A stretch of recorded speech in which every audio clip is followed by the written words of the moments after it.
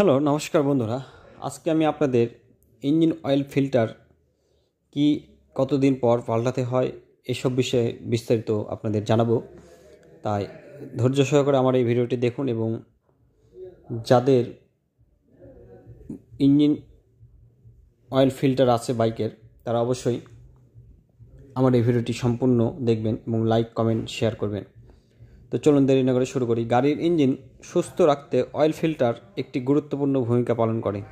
অনেকেরই এ ব্যাপারে নিশ্চিত নন কখন এই ফিল্টার বদলানো উচিত। সময় মতো অয়েল ফিল্টার পরিবর্তন না করলে ইঞ্জিনের কর্মক্ষমতা হ্রাস পায় এবং বড় ধরনের সমস্যা দেখা দেয়।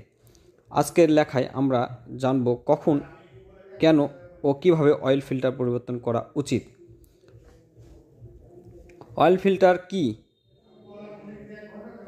কি এবং কেন গুরুত্বপূর্ণ? অয়েল ফিল্টার এমন একটি অংশ যা ইঞ্জিনের মধ্যে দিয়ে প্রবাহিত হওয়া তেলকে পরিষ্কার রাখে। ময়লা, ধুলোবালি ও ধাতব কণিকা আটকাতে ফিল্টার ইঞ্জিনের প্রবাহিত তেলে থাকা অপ্রয়োজনীয় কণা বাদ দেয়, যাতে ইঞ্জিন নিখুঁতভাবে কাজ করে। ইঞ্জিনের কার্যক্ষমতা ও মাইলেজ বৃদ্ধি। যথাযথ ফিল্টার ব্যবহার করলে ইঞ্জিনের কর্মক্ষমতা দীর্ঘস্থায়ী হয় ও মাইলেজ ভালো থাকে। ক্ষতির ঝুঁকি কমানো। সময়মতো ফিল্টার বদলালে ইঞ্জিনের জমে থাকা ময়লা তেলের সাথে মিশে ক্ষতি করতে দেয় না, যা পরবর্তীতে বড় খরচের কারণ হতে পারে। কতদিন বা কত কিলোমিটার পর বদলানো উচিত? সাধারণত প্রতি ৫,০০০ কিলোমিটার থেকে ১০,০০০ কিলোমিটার চালানোর পর ফিল্টার পরিবর্তনের সুপারিশ করা হয়। গাড়ির ধরন ও তেলের মান। এই সময়সীমা গাড়ির মডেল, ব্যবহৃত তেলের মান ও চালানোর পরিবেশে অনুসারে পরিবর্তন হতে পারে। এখন বর্তমানে সাধারণত ইঞ্জিন অয়েল ১,০০০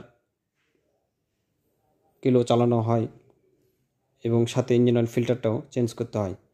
আগে ৫,০০০ থেকে ১০,০০০ ছিল, এটা বাদ দিয়ে এখন ১,০০০ পর ইঞ্জিন অয়েল ফিল্টার চেঞ্জ করতে হয়। ম্যানুয়াল বুকের নির্দেশনা মেনে চলুন। আপনার গাড়ির নির্দিষ্ট মডেল অনুযায়ী ম্যানুয়াল অনুযায়ী কাজ করতে হবে। কিভাবে বুঝবেন বদলানোর সময় এসেছে? গাড়ি চালানোর সময় কয়েকটি লক্ষণ দেখে বুঝতে পারেন এই ফিল্টার পরিবর্তন সময় এসেছে। ইঞ্জিনের শব্দ বেড়ে যাওয়া, অকৃত্রিম শব্দ বা কম কর্মক্ষমতা সূচক। গাড়ি চালানোর সময় ভারী অনুভব করা।